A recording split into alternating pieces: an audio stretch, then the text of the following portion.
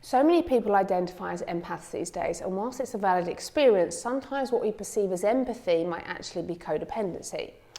So being an empath means you deeply feel and absorb the emotions of others. It's like an innate sensitivity. You can walk into a room and instantly pick up on the energy, the unspoken feelings. And it's a gift, but it can also be overwhelming. Codependency, on the other hand, is a learned behaviour pattern, and it's about defining your worth by how much you're needed by others. It's about taking on other people's problems and emotions as your own, often to the detriment of your own well-being.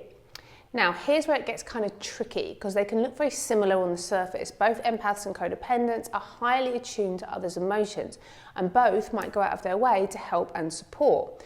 But it's the why that is different.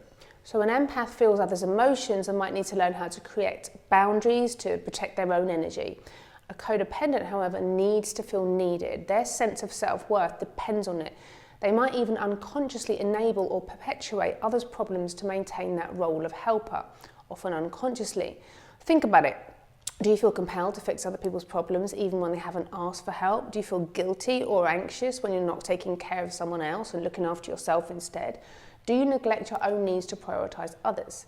If so, that might be more codependency than empathy. So it's not really about labelling yourself as one or the other, it's about self-awareness. It's about understanding your motivations. Motivations are really important. If you find yourself constantly drained and resentful despite your efforts to help, it's time to examine whether you're operating from a place of genuine empathy or codependent patterns. And true empathy is about feeling with others, not for them. It's about offering support without losing yourself in the process. It's about setting healthy boundaries and recognising that other people are responsible for their own emotions and their own lives. Understanding this difference can be a game changer for your own well-being.